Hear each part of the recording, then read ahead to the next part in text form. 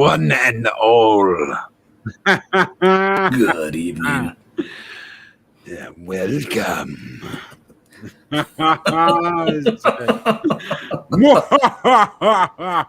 feel like We're back. We had a week off. Oh, yes. $1 million. Shit. How are you doing, brother? How was the move? You got to tell us all about it.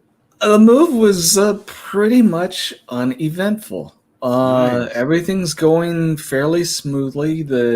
We got most of our stuff. There was a few things that are coming on a different truck, but I moved to I was telling you a second ago, I moved to an extremely, extremely small town. Very, very safe. And I walk down the street with the dog and I make a new friend every day. These people memorize your name. Go to the gas station. I know Eddie who runs the gas station. Nice old guy. It's something I'm not used to. I grew up in a big city and now I'm in a very small town not far from where my son's home is, who has special needs, and his house is awesome. I mean, it's better than we ever hoped. So everything's going really good. That sounds awesome. You know, up here on the mountain, you go to the store and you see the same faces every time. So you're like, hi, Mary Beth. Hi, Elizabeth.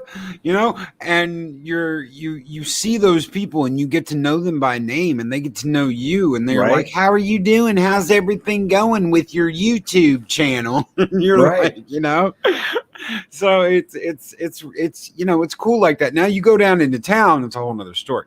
But you stay up on the mountain, everybody knows everybody. Yeah. Well, this is, if you ever watched Grumpy Old Men, this is like that town, only a little smaller. Nice.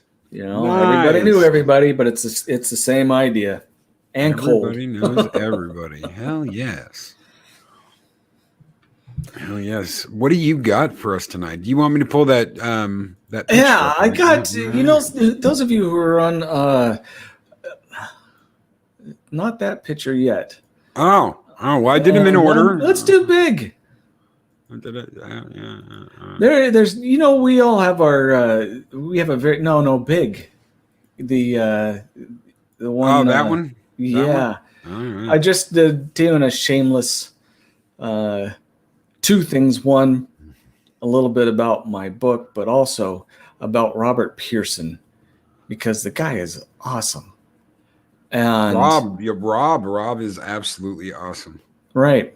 And I wanted to, for those of you who read my book, I'm going to leave out a trivia question. Did you find that picture yet? The question. Oh, you want that picture? Yes. Oh, yes. Okay. Give me. Just I'm spilling the beans early. All right. Rob is making something for me, a few little somethings, and four of the same thing, actually. One of them is for me. One of them is for one of you who have read the book. And then I got two others for, one's for my artist and one's going to Loki, believe it or not. I know I'm making out like a bandit. I'm like, oh my God, I can't believe that. I can't believe he's going to send this. And yeah, I was just like tripping out. Okay. Well, this is in manufacturing stage. But those of you who read the book, it's on the Twitter. If you scroll up a little bit too, you can find it. There is the bad boy. You're not seeing the whole thing because the front end's cut off and it's not finished. The red is going to change a little bit, smaller size. That is the ship called Big. And of course, like I said, that's very rough and I don't want to embarrass Rob at all. But he took this off of a little drawing that I had made, my impressions of what he looked like, and he's nailing it. And this is a society in my book it's 1,000 years ahead with stolen alien technology and various different things. But I'm getting 4 of these. And one of these, for someone who's read the book, if you want one, what you will have to do is answer this question, get it to me one way or another. And if there's more than one people who answer it correctly, then I'll draw straws. And you know, how do you want them to? How do you want them to send you something on Twitter or email you or however they can get a hold of me? Okay, you know, it doesn't matter. But the question is, there was another name for this bio-integrated gunship, and Mr. Big does not count. Big does not count. There was another name for him. And those of you who can answer the question of what his name was, you'll be entered into the drawing if you really want it. It's a Mark Pearson original. So there you go. Oh, yes. Man, I'm so lucky. This is going up on my shelf, my collector's shelf. And I can't wait to display this. One of you out there is going to be the lucky winner of a Mr. Big. Well, it's just Big, but it was at one time called Mr. Big, but that's not the name I'm looking for. There was another name. Another name. And I'm not gonna. Yeah, we're not gonna ruin that. But yeah. And as you can tell by the ship, you don't see any vent ports, no exhaust, no engines or anything, because this society doesn't use those type of things. They've gone beyond that type of stuff. It's well in advance. So there. If you're looking for rocket engines, not here. You can go to Expanse for that. Mm-hmm. All right. Hell yeah. Congrats to the lucky winner. Whoever wins that, man, that's going to be like, damn. I want one. What I have for you isn't anything really spectacular other than this guy has been a curiosity for me over the years. And it kind of fits with the evening because of some of the things that happened with him. And the other thing is I'm still working on other projects, including unboxing things. So this is what we're going to get tonight. A little bit of a history lesson. And let's see if you guys, any of these match your understanding of him. We're going to read his biography of Gregory Yefimovich. It's Russian. Yefimovich Rasputin. Born January 10th, my birthday, another reason why I was interested, 1869, 99 years before I was born. Was a controversial Russian mystic who influenced the latter days of the Russian Tsar Nicholas II, his wife, Tsaritas Alexandria, and their only son. All right. Let's go ahead and get into his biography. And, there's, like I said, there's a lot of different stories about this guy, myth, legends, different things. And I grew up learning that this was a really bad dude. Let's see what you think after we read this. Rasputin was born into a peasant family in the small village of Pokrovskoye, along the Tura River in the Tobolsk Gobrinya, and my Russian sucks, in Siberia. He had two known siblings, a sister named Maria and an older brother named Dmitri. Maria said to have been epileptic and was drowned in a river. Dmitri later died of pneumonia after he fell in a pond, and Gregory jumped in to save him.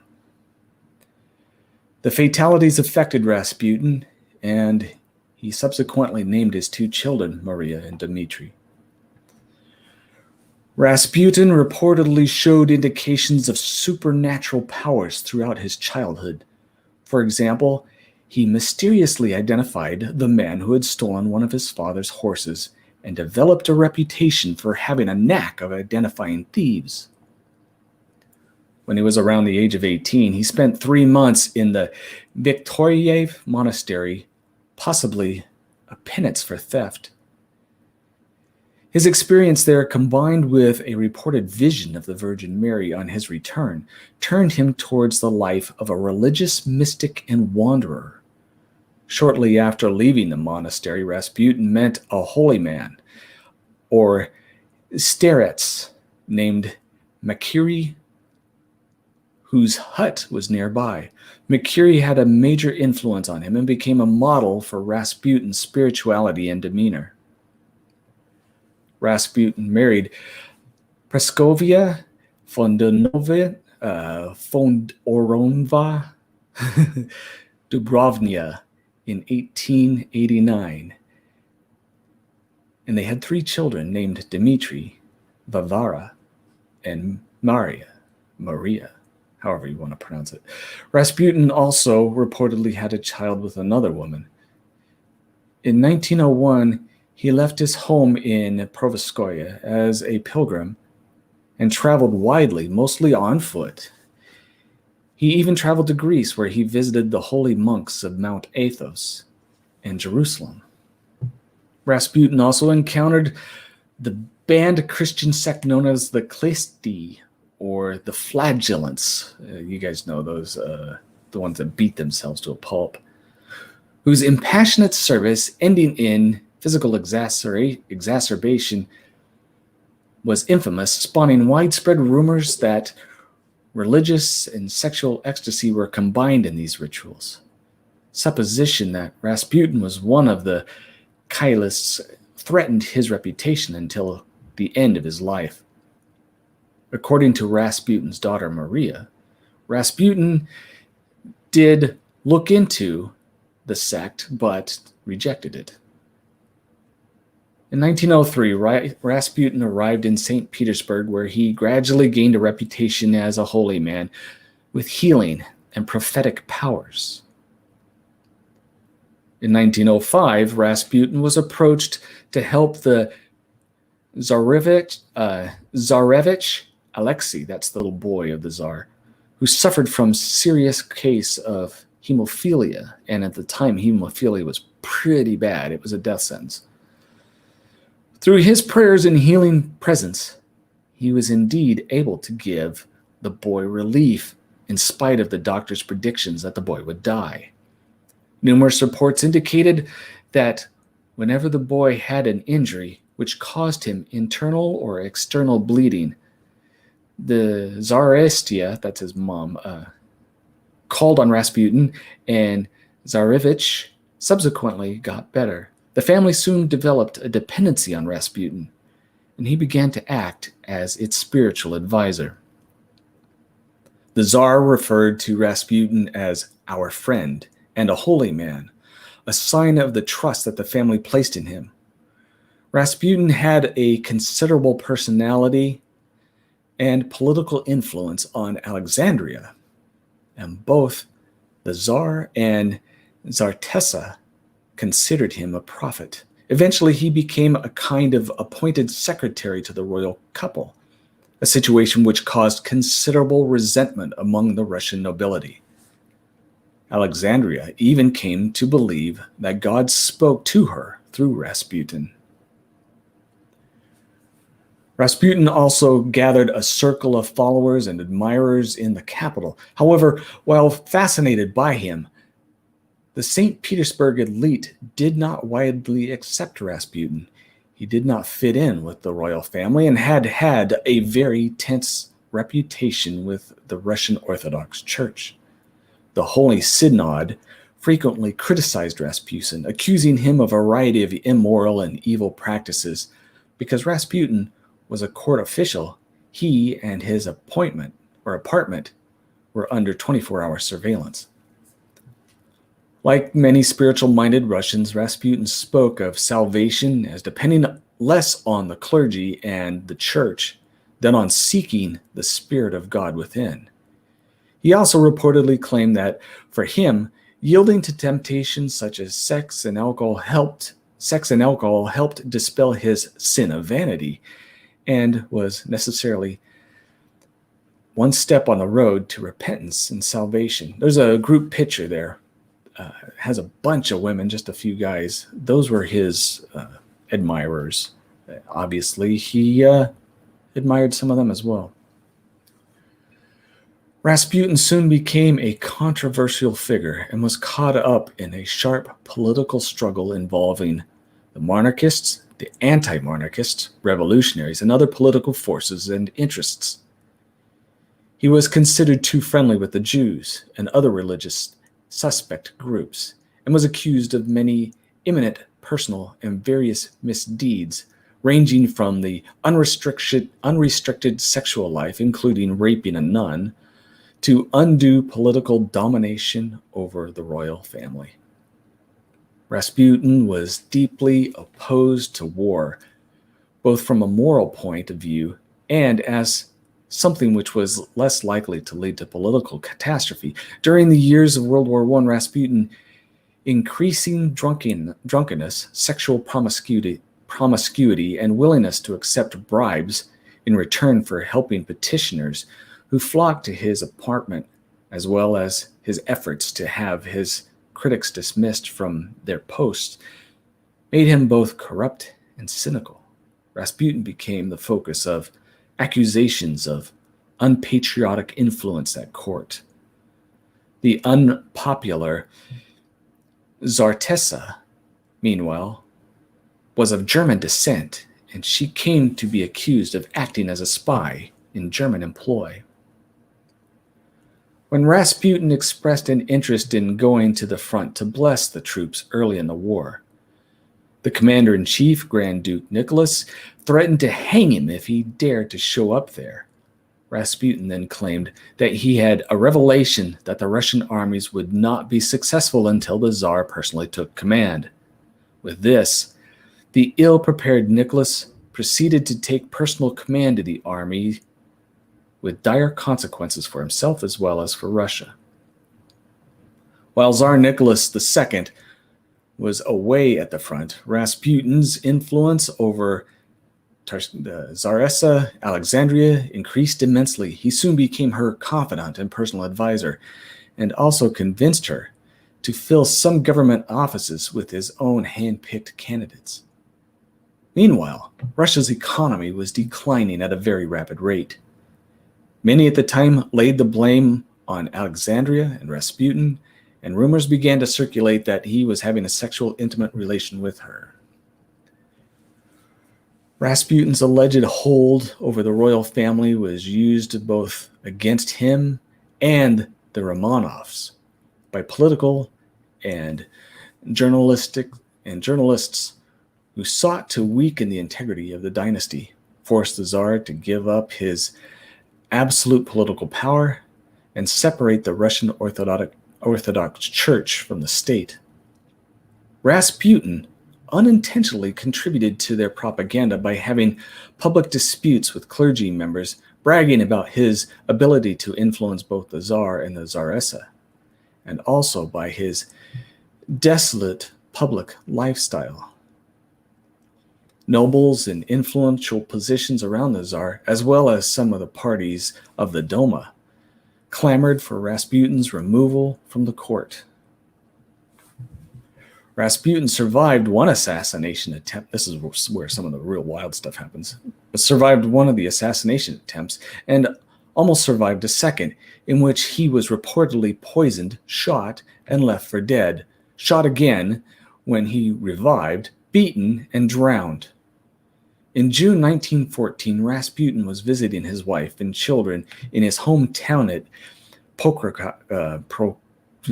some town in Russia. On June 29th, he had either just received a telegram or was just exiting church when he was attacked suddenly by Kionova Guseva, a former prostitute who had become a disciple of monk Ilidor, once a friend of Rasputin's, but now absolutely disgusted with his behavior. Guseva thrust a knife into Rasputin's abdomen, and his entrails hung out of what seemed like a mortal wound. Convinced of her success, Guseva supposedly screamed, "I have killed the Antichrist." After intensive surgery, however, Rasputin recovered. His daughter stated in her memoirs that he was never the same man after receiving his wound. He tired more easily and frequently took opium for pain. The murder of Rasputin has become legend, some of it apparently invented by the very men who killed him. It is genuinely agreed that on December 16, 1916, having decided that Rasputin's influence over the Tsaressa had made him dangerous and a threat to the empire, a group of nobles led by Prince Felix Yusupov and the Grand Duke Dmitry Pavlovich apparently lured Rasputin to Yusupav's palace. where they served him cakes and red wine laced with massive amounts of cyanide. According to the legend, Rasputin was unaffected, although Vasily Maklavov had supplied enough poison to kill 7 men. However, Maria's account asserts that if her father did eat or drink poison, it was not in the cakes or wine, because after the attack by Guseva, he had hyperacidity and avoided anything with sugar. She expressed doubt that he was poisoned at all. Determined to finish the job, Yusupov became anxious about the possibility that Rasputin might be alive until the morning, which would leave the conspirators with no time to conceal his body. Yusupov ran upstairs to consult the others and then back down to shoot Rasputin through the back with a revolver. Rasputin fell, and the company left the palace. However, Yusupov decided to return to get his coat. He also decided to check on the body. When he did so, Rasputin opened his eyes, grabbed Yusupov by the throat, and strangled him. "You bad boy," Rasputin whispered ominously in his ears, before throwing him across the room and escaping. As he made a bid for freedom, however, the other conspirators arrived and fired at him. After being hit 3 times in the back, Rasputin fell once more. As they neared his body, the party found that, remarkably, he was still alive, struggling to get up. They clubbed him into submission and after, wrapping his body in a sheet, threw him into the icy river, where he finally met his end. Just like his other siblings, his sister and brother, all drowned. 3 days later, the body of Rasputin, shot 4 times and badly beaten, was recovered from the Neva River and autopsied. The cause of death, however, was declared to be hypothermia. His arms were found in an upright position, as if he had tried to claw his way out from under the ice. In the autopsy, it was reportedly found that he had indeed been poisoned, and that the poison alone should have been enough to kill him. However, later investigations have contradicted this. Subsequently, the Empress Alexandria buried Rasputin's body in the grounds of the Tverskoye Selo. However, after the February Revolution, a group of workers from St. Petersburg uncovered the main remains, carried them into the nearby woods, and buried them. Recent evidence, the details of the assassination given by Fox Yusupov, have never stood up to close examination. He told many versions of his story. The statement which he gave to St. Petersburg police on December 16, 1916, the account that he gave while in exile in Crimea in 1917, his book in 1927, and the accounts given under oath to liable juries in 1934 and in 1965. No 2 accounts were entirely identical, and until recently, no other credible evidence-based theories have been available. However, the unpublished 1916 autopsy report, as well as the subsequent review of the reports by Zerov in 1993 and Professor Derek Ponders in 2005, reveal that, contrary to earlier reports, no active poison was found in Rasputin's body. Well, there's no way they could know now because they buried him in the forest. All 3 reports agree that he had been shot and beaten and drowned, and also stabbed with a bladed weapon. But consistencies abound. Now, here's one of the really weird things about him. I will read it and explain it. This is something that he wrote in his own memoirs just before he died. "I write and leave behind me this letter at St. Petersburg. I feel that I shall leave life before January 1st. If I am killed by common assassins, and especially by my brothers at the Russian peasants, you, Tsar of Russia, will have nothing to fear for your children. They will reign for hundreds of years in Russia. But if I am murdered by boyars, nobles, and if they shed my blood, their hands will remain soiled with my blood for 25 years.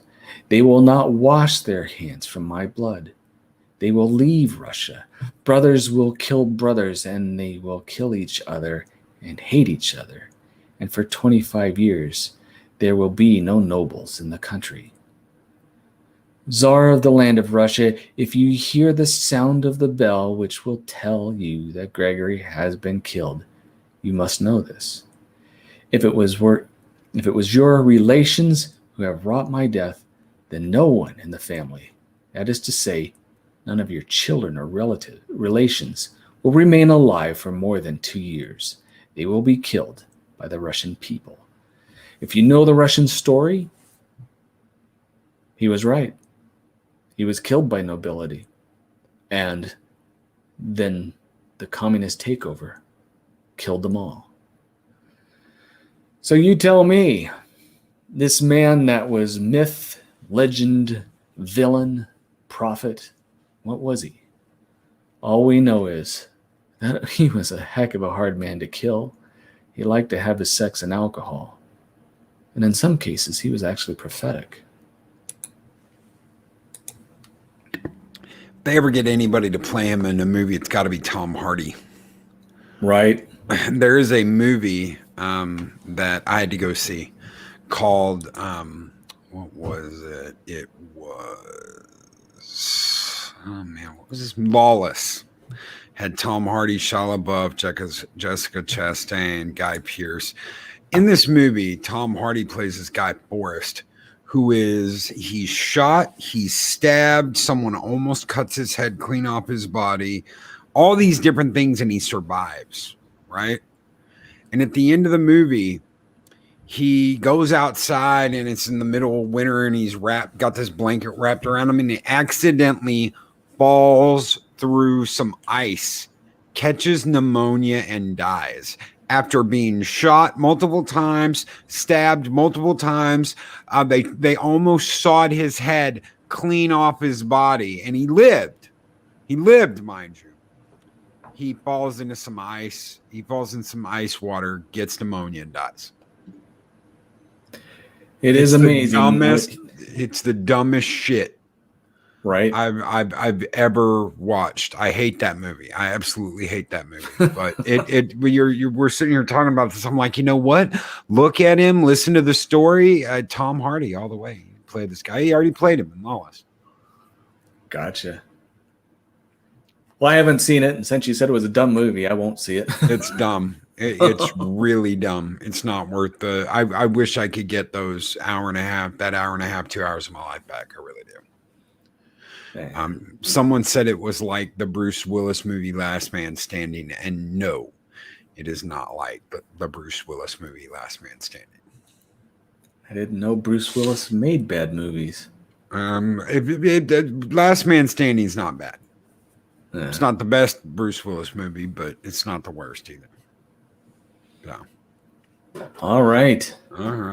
It's your turn, boss. Let's hear what you got. All right, guys. So last time we were here, which was about 2 weeks ago, we talked about the Journal of a Psychopath. A young man named Rich who took on the high school bully Jake, and Jake had no idea that our young Rich was a complete and utter psychopath. Now that was Journal of a Psychopath High School. This is the second part of this story over at Creepypasta. Journal of a Psychopath University by R.M. Staniford. And here we go. I was in my sophomore year at university. Past 2 years had gone exactly as planned. My status as a foster child ensured that my tuition would be covered. Dean and Sarah had followed through with their offer of adoption and accepted me as their son. As such, they provided me with a modest allowance, ensuring that my pantry remained full and my needs were met. I had a nice computer, a new cell phone, and all the school supplies I would need to finish out my 4-year term. I also had a nice place to stay during the summer or the holidays. Although I preferred to spend my time alone, I provided Dean and Sarah with just enough interaction and gratification to keep them bending over backwards for me. Life was good. Until Dustin, that is. In my previous year, I had the fortune of being assigned a roommate that rarely spoke. He minded his own business. We never even had a real conversation. As a matter of fact, I don't even remember his name. It was perfect. This year, I had been assigned a very different roommate, Dustin. Dustin was a special kind of roommate who felt the need to be the center of everyone's attention. My apartment was always crammed with similar idiots who couldn't quite seem to manage 5 seconds without speaking. They were always talking, shouting, and blaring pathetic pop music written by, quote, musicians who had the vocabulary skill of dirty-minded first graders. Dustin and his group of idiots replicated the essence of their favorite songs by getting absolutely drunk and bragging about banging on hoes and shit like that. I was disgusted that my generation could succumb to such ludicrous behavior. At first, I thought they were just drinking. I shut myself in my room or the library as much as possible, ignoring the foul-mouthed idiots.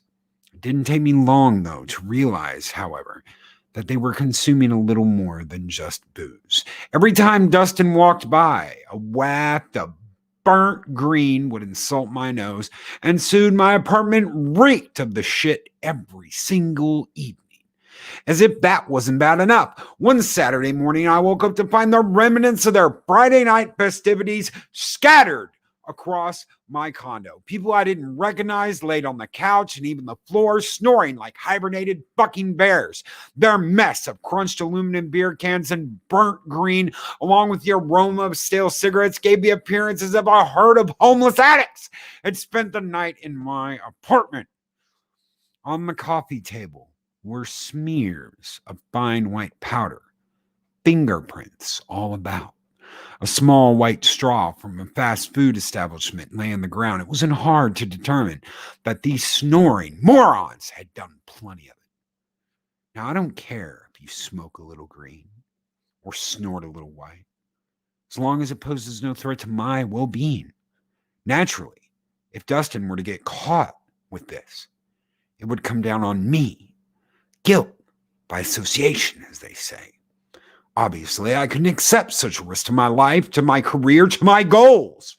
I would need to confront Dustin about this. I walked into his room, kicking away beer cans that clanged across the floor. In the midst of his room, which resembled a landfill, was his bed. The scattered bed sheets and comforter gave way to a cluster of tangled limbs. I pulled the sheets off to find Dustin in his underwear and his girlfriend naked beside him. Ripping off his smelly, dirty sheets did nothing to stir the kid from his drug-induced hibernation. So I gave him a nudge. Still nothing. Dustin, wake your ass up and clean this shit pile, I said. Dustin barely stirred. My patience was already thin, but each and every second that I had to exist inside this pigsty made me even more agitated. I grabbed him by the foot and ripped him out of his bed. The first thing to hit the floor was his face, which practically bounced off the cheap gray carpet.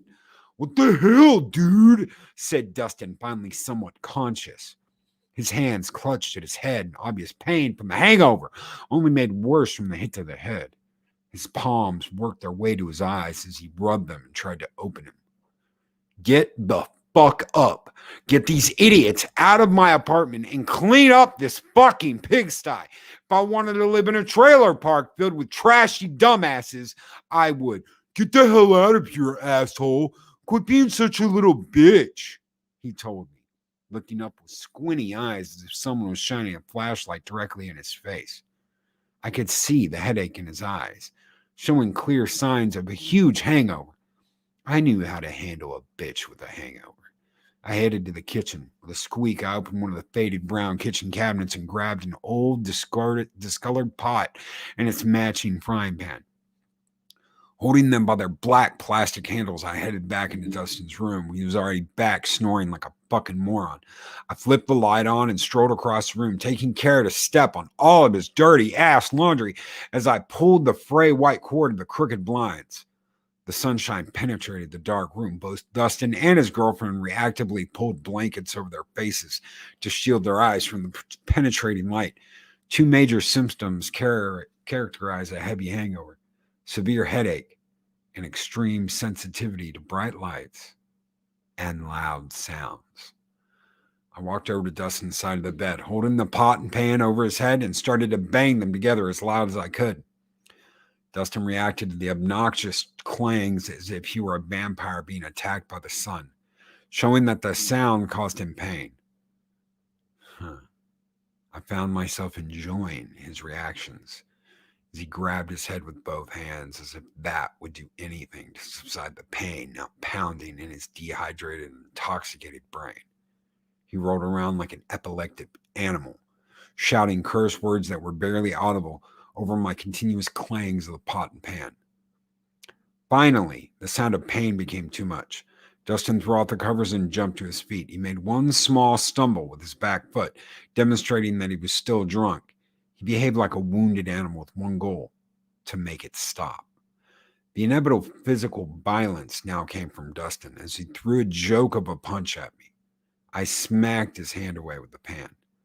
Dustin swore in pain as his knuckles collided with metal, resulting in a dull clang. He didn't learn his lesson the first time, so he threw a second punch at me with the same result. This time, he lost his balance and fell over his drunk self, his face landing on his bleeding knuckles. I once again started clanging the pot and the pan over his head, only angering him further. As he tried to scramble back to his feet, I kicked him with a push kick, knocking him backwards into his cheap black nightstand. Now I knew Dustin was a wannabe gangster, but with even that, I did not expect what he did next. Dustin quickly rose back to his feet and opened the sliding drawer of his nightstand, from which he pulled out a compact-sized pistol and pointed it directly at my head. Needless to say, I stopped clanging the pot and pan immediately. Dustin stood there, his face bright red from anger and pain, holding the gun in his shaky hand with his finger on the trigger. There was no doubt in my mind that a kid as irresponsible as Dustin would keep a gun chambered, so I knew that a trigger pull would mean a bullet in my head. He stood there in silence for a moment as I stared at the silver circle of the barrel, surrounded by the matte black slide. Dustin's expression softened as he realized the gravity of the situation he was in. A fool like him wouldn't be able to pull off a clean murder. I could see it in his eyes, that even he understood that pulling that trigger meant a life in prison. By now, everyone in the apartment was awake and aware of the situation. They stood awkwardly outside the bedroom door, not sure what to do now that the ringleader of their little gang had pulled out a gun. Every part of me wanted to rip the gun from his hand and kill him right then and there. It's actually a fairly simple maneuver if you know what you're doing. I may have even been within my legal rights to do so, but I didn't need my name on that police record, nor time spent in court. The last thing I wanted to do was bring any unnecessary attention to myself, particularly not with law enforcement. So I chose a more tactful way out. I'm not okay with you bringing drugs into my apartment, I told him, calmly, but assertive, as to not stir any irrational reaction from the idiot with the gun. I don't care what you do with your own life, but it's not okay for you to risk my future. What are you going to do? Go snitching, bitch? He spat at me, still pointing the gun at my forehead. The answer was yes. I would go to the police if I needed to. But right now, I need to de-escalate the situation, not give him a reason to shoot me. No, I told him, remaining calm. As long as you keep the drugs out of my apartment, I'll never speak of this again. Well, guess what? You don't get to tell me what to do, bitch. If you go snitching me out, I'll make sure to tell him that you're a part of this operation, Dustin said, gesturing with his gun hand. I couldn't help but notice the way that he had to act tough in front of his friends. It was almost comical to see that happening. Matter of fact, I already have drugs hidden somewhere in your stuff to make sure that if I go down, you go down too, bitch. I really didn't believe that Dustin had the intelligence nor the foresight to hide drugs away. But just in case, I couldn't be certain. In the meantime, I had to let Dustin believe that he had won. All right, Dustin, I said, making sure to look scared. It's what he wants. Think that people fear him. I promise I won't say a word. You win, Dustin. You win. Good, he said, finally removing his finger from the trigger. Instead of lowering the gun, however, he hit me with it. I felt the cold, hard metal of the gun slam into my face, just to the side of my left eye. I fell to the ground, allowing Dustin to feel superior in the moment. Took everything I had to hide my anger and keep my expression on, but I managed it. Next time, I'll fucking put a bullet in you, Dustin said, before telling me to get out. I went to my room, locked the door behind me. I held a paper towel to my bleeding face. I couldn't help but smile in excitement. It had been far too long since I had a legitimate reason, an excuse, if you will, to feel that rush and enjoyment from 2 long years ago. Little did Dustin understand the war he had just started. I would never allow a simple-minded fool to risk my future with his drugs. He most definitely didn't understand that he could not win. I always win. I kept to myself, mostly in my room for the remainder of the weekend. It seemed that the events of Saturday morning at least put the clowns off enough that they took their Saturday night substance circus elsewhere. Meanwhile, I thought back to that brief conversation with Dustin, and there was one particular statement that he had made that stood out. I'll make sure to tell them that you're a part of this operation, is what he had told me. Operation was the one word that gave it all away. This told me that he wasn't just an idiot on drugs. No, he was the dealer. While I admire entrepreneurship, no matter how stupid, I couldn't let his operation tarnish my future. I knew what I had to do. Monday morning, I left my apartment for class at the normal time. Instead of going to class, however, I waited for Dustin to leave from a stone park bench across the road. We had class at the same time, but he was almost always late getting out of bed and undoubtedly showed up late to class. Finally, about 15 minutes after class should have begun, I watched his greasy brown head walk away from our apartment building. This meant that I had several hours before he would be home. I re-entered my apartment, where I went to my bathroom and retrieved my pair of teal latex cleaning gloves, the very same ones I wore when I killed Brian. I put those on carefully, ensuring that I didn't touch the hands nor the fingers of the gloves. After wiggling my fingers into their respective positions, I was all ready to investigate. I slowly entered Dustin's room, careful not to accidentally move anything out of place. Not that it would have been noticed. Dustin was a fucking pig. Stepping over a heap of dirty laundry, I made my way to his nightstand first. As I softly pulled on the faded golden knob, the squeaky drawer slid out, revealing the gun. At least he wasn't stupid enough to take it to class with him. But I'd make him regret it nonetheless. He had one extra magazine in the drawer, along with a black spring-loaded knife. Also in the drawer was a picture of him and his girlfriend. I guess even wannabe gangsters have a soft spot. Think I'm one of the few lucky people who don't have soft spots. Soft spots are weak spots. Next, I made my way around to his unkept bed, to the closet, which had one of the sliding doors already open, revealing haphazardly hung clothes thrown about on the floor. I could see in the corner a stack of shoeboxes lay covered by a few jackets and hoodies in a feeble attempt to appear discreet. I knew that those boxes probably had what I was looking for. I carefully moved the smelly jackets out of the way, taking note of the exact order in which the jackets were placed. Inside the top orange shoebox was just some papers, nothing important. In the second box, I found a multicolored glass pipe atop 3 large bags of marijuana. Quite a bit if you ask me, but I'm no expert. I see the marijuana box inside and open up the third box. Jackpot. In this box, I found a large bag of white powder. The bag was marked with a B, undoubtedly referring to blow. It seemed like an awful lot, It wouldn't take an expert to realize that the bag had to be worth thousands of dollars alone. Next to the large white bag were a dozen or so pocket-sized zip bags sitting on top of a small scale, filled with carefully pre-portioned doses. This confirmed the suspicion I had ever since Dustin had accidentally used the word operation. Dustin was certainly selling. By the looks of it, Dustin was dealing quite a bit. This was something I definitely couldn't be okay with in my apartment. I moved the large bag to the side to find what else might be lurking. Underneath the white was a transparent zip bag of small white tablet-shaped pills, probably 40 or 50 in count, labeled. The bag was labeled CPT Cody with a Sharpie. Tablets had the letter M on one side and the number 30 embedded on the other side. I didn't know what these were, as I've never been savvy with drugs, but I would definitely do research to find it out. For now, I had everything that I needed to make a tentative plan. After putting everything back precisely how I had found it, I left. Went to the library and searched through dozens of thick hardcover textbooks, sifting through pages till stained with highlighter and crusty coffee spills from previous students. A simple internet search would have been easier, but I couldn't risk any chance of being traced. After hours of straining my eyes on the tiny print from textbook indexes, I found what I was looking for.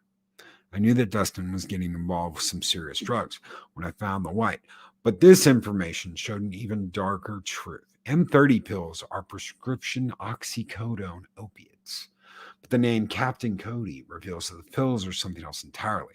Thanks to a criminal justice and drug enforcement textbook, I found that the small unidentified tablets that I had found were likely not oxycodone, but fentanyl, a synthetic opiate over 50 times stronger than morphine. According to this textbook, it's common for dealers to mask them as oxycodone for one reason or another. Lethal dose of fentanyl is only 2-3 milligrams. A smile crept across my face from my corner to the corner. It was time to try something new. I had a plan. I spent the next week going about business as usual, quietly staying out of Dustin's way, but watching intently. Every day after classes, Dustin would come to the apartment and disappear in his room for only a few minutes before reemerging with his dirty forest green backpack. He would return anywhere between 90 minutes to 2 hours later and disappear into his room again. It wasn't hard to tell that this time frame was when Dustin was doing his deliveries. His weird girlfriend would now show up while he was gone. Apparently, he gave her a key. I wondered, though, if Dustin knew that she was sneaking into his stash. As soon as she got to the apartment, she would duck inside his room for a couple minutes and come back out to get a soda. Almost every time I noted a smear of white underneath her left nostril. Although she was a whitehead, at least she was smart enough to use Dustin to get what she wanted. Wednesday night would be the night to finally put my problems behind me. Again, I skipped out on my morning class. The class was humanities, the single most drab class one could take. Spend hours reading worthless poetry, then listen to some idiot try to sound sophisticated about it. I hated it, but I only needed a C to get credit. Instead, I waited for Dustin to leave. As soon as he had left for the day, I entered his room and went to the drug box. I was surprised to find just how much business the kid had been doing. The drug shoebox had been drained quite a bit, but the cash box was definitely full. His operation was going successfully, but he was sloppy and would most definitely get caught if he were allowed to continue. I wasn't willing to be caught up in that. Sarah had given me a mortar and pestle before I moved out, and this was the first time that I would be using it. After covering my nose and mouth with thick cloth, I draped several little pills into the thick granite bowl and used a sturdy stone pedestal to crush them. The grinding sound wasn't pleasant. It reminded me of nails on a chalkboard, only less high-pitched. Still, I continued to crush and grind, adding a few pills at a time as the contents of the bowl slowly turned into a chalky powder. After about 20 minutes of consistent grinding, I felt as though I had the right amount. With gloved hands, I compared the consistency of the chalky fentanyl with that of the white. The fentanyl was a bit thicker and more of an off-white comparatively, but I knew that if I mixed them well enough, it would go unnoticed. I removed the small portion bags of white from the box carefully. I emptied the contents in a small cup where I mixed the white with the fentanyl.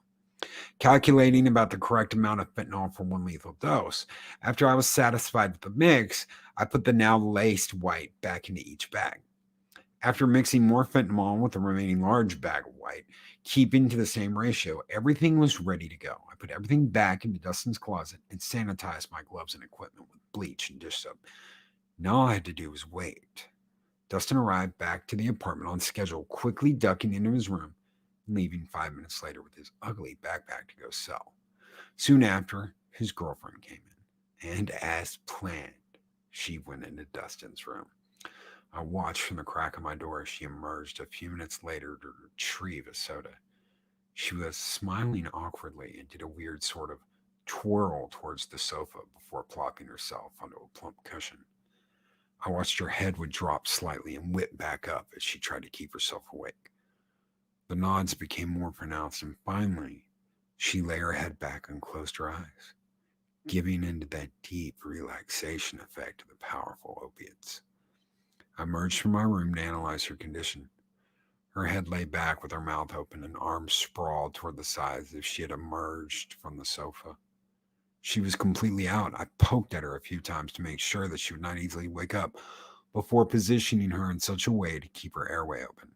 I needed her alive, unfortunately. I got the rest of my preparations ready quickly, but carefully. As I waited for Dustin's arrival, I paced the room while slightly snapping my fingers in a mixture of excitement and nervousness. I couldn't wait to execute the remainder of my plan, but I started to feel anxious about it.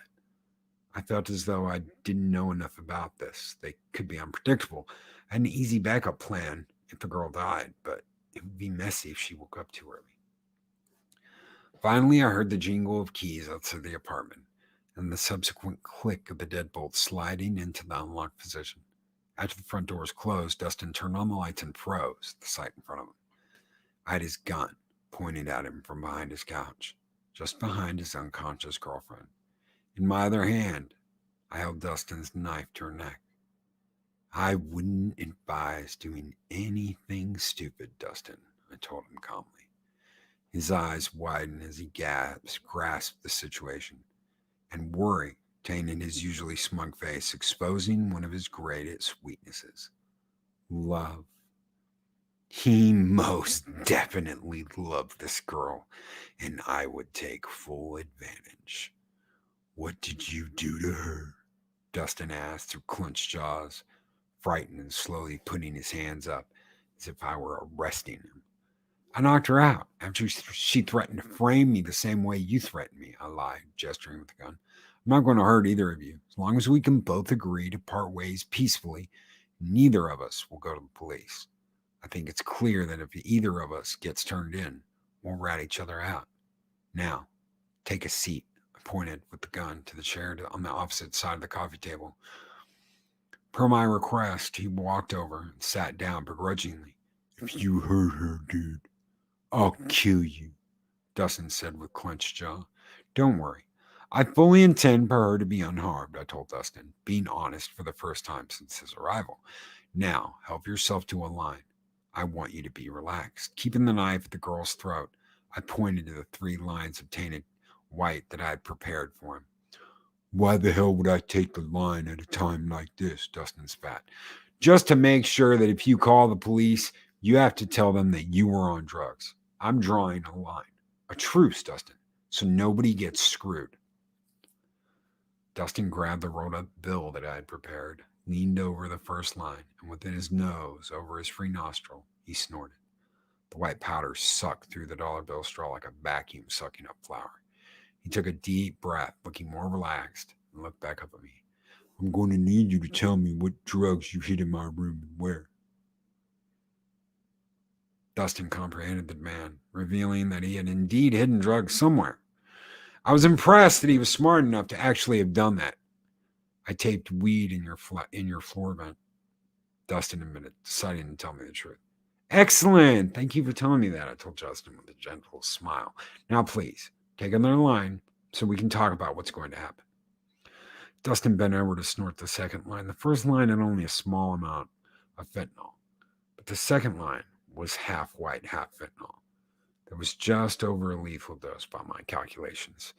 Dustin closed his eyes and shook his head after snorting the second line. I'm not sure how much resistance he had to it, but it seemed to hit him, and it hit him hard. Now here's the plan, I said, keeping Dustin's mind distracted from the drug.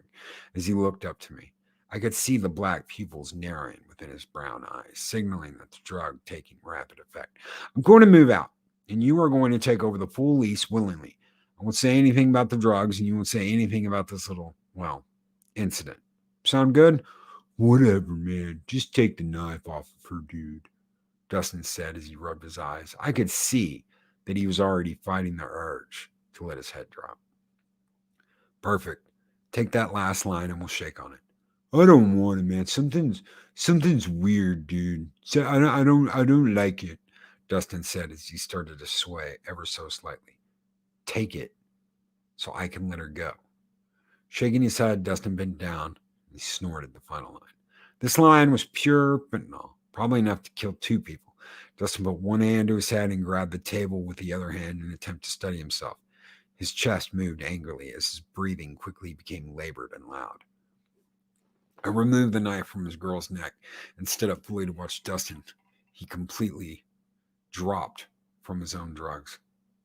He leaned on the table as his diaphragm now contracted heavily and violently as each breath rasped like a snoring bulldog. He made an effort to look up at me, but his arm gave out under his weight and his face slammed on the table with a thud. His butt still sat on the chair, but his face now rested on the coffee table. I felt a surge of euphoria come over me as I watched Dustin struggle a few more times to pick up his head. He only made it a few inches each time before his head thudded back onto the table. I couldn't help but laugh out loud as I thought back to when he had told me, "Next time, I'll kill you." If only he knew just what type of person he had said that to. The dumbass thought himself a superior man who could stomp all over me, but I proved him to be not but a pawn in my way. Bubbly white foam now appeared from his open mouth, slowly drifting onto the table. The raspy breath had now turned into inconsistent choking and gurgling, signaling respiratory failure. I took a seat and watched eagerly as Dustin's body made involuntary seizure-like jerks. I looked him in his eyes. I wasn't sure if he had any consciousness remaining, but I sure hoped that it hurt like hell and that he could feel the pain. Finally, his breathing and seizing stopped altogether, and Dustin was completely motionless. His head was on the table, as was his left arm, but his right arm dangled down with his fingers touching the gray carpet. I checked his pulse to verify that he was dead. Nothing. I looked over at the girl, having completely forgotten about her in the moment. Her breathing and studied, which was good. If she had died, would have had to be the one to discover the bodies. I retrieved the marijuana that Dustin had placed in my floor vent and checked the rest of the vents just to be sure. After replacing the gun and knife in Dustin's former nightstand, I took off my latex cleaning gloves and sanitized them one more time to make sure there would be no drug residue left. Finally, I crashed onto my bed and quickly fell asleep. Murder. Damn, murder is hard work. I woke to loud screaming coming from the living room. Dustin's girlfriend had finally woke up, checked the clock to see that it was 12:23 a.m., which meant Dustin had been dead for hours now. I took one deep breath before bursting out of my room's ear as if I was panicked. What happened? What's going on? It was everything I could do not to laugh. I saw Dustin's girlfriend leaning over him, trying to shake him awake, begging him through her obnoxious sobbing. "Oh my God, what happened? Wake up, Dusty, wake up." I don't know what happened, she said, sobbing desperately. "I think you took too much." I'm sure at this point she knew deep down that he was dead, but perhaps she was in denial. I couldn't imagine that his body was still warm. "Did you call 911? I asked her, trying my best to remain panic-stricken. She shook her head as tears streamed down her face. I realized she was in no state to call, so I figured I would have to. 911, what's your emergency? Please help. I think my roommate overdosed on something. He's not moving," I half yelled over the phone, acting as though I was terrified. I gave the operator the address after ensuring that help was on the way. She asked me to check for vitals. I went along with the situation in character of a scared young man and looked for a pulse, pretending like I was hoping to find one. Dustin was cold, obviously dead. The stiff muscles in his neck told me that rigor mortis had already set in. Dustin's girlfriend now sat to his side, clutching his cold, dead hand, trying to grasp that her lover was long dead. Couldn't understand why she was so shaken up. What did she expect? Happily ever after with 3 cute kids and a white picket fence? White picket nose, maybe. Nonetheless, I gently pulled her away from the body at first responders arrived. The girl who I'd never ever talked to pulled me into an unexpected embrace, burying her face in my shoulder. I hated every disgusting second of her crying on me, but I fought off my impulse to push her away. I had to act like a normal person who had just found a dead body. The paramedics hadn't even tried to revive him. He was far too dead for that. I gave my statement to the police, making sure to appear as if I had been badly shaken up with the event. I admitted that I had witnessed drugs being used by Dustin and his girlfriend, and told the story of how I confronted Dustin about it and he had pointed a loaded gun on me. I even let fake tears escape as I told the police how I was scared Dustin might have killed me if I had reported it. In distress, Dustin's girlfriend, ironically, her name was Sarah, completely backed my story as she told them where the gun was pulled. She was obviously unconscious while I forced Dustin to overdose, so she thought he did it to me. She spilled the beans about the drug use as well as the drug dealing. She admitted to everything, completely incriminating herself and her friends. The investigation didn't last long, but over the next few days, 5 more students had fentanyl overdoses after buying some of Dustin's white. Unfortunately, 2 of them were fatal. The blame for the deaths went straight to Dustin. It was determined that he had been the one to lace the white with fentanyl in order to have the best product on campus. Some deep reflection of my previous murder, I made some notes. Killing Dustin with the drugs was ultimately much cleaner, with far fewer forensics issues to work around. All the blood from the stabbing was messy. You don't realize how much blood a person has until you've stabbed them 100 times. That being said, stabbing Brian just felt so much more satisfying. Something about looking into his eyes while I killed him and I pushed the knife into his heart left me with an itch that I just couldn't quite scratch. The only negative consequence for me is that the university sent me to trauma counseling. Which meant that I had to keep up the charade of having been traumatized for a while. As expected, Dean and Sarah gave me massive amounts of sympathy over the ordeal, offering to pay for expensive counseling, to which I politely refused. Instead, they quickly purchased me a lease for a different 1-bedroom apartment where I would no longer need to have roommates. This was perfect, as I hated roommates and couldn't risk killing them all. Sarah and Dean were the 2 easiest people in my life to manipulate. Once again, I always win.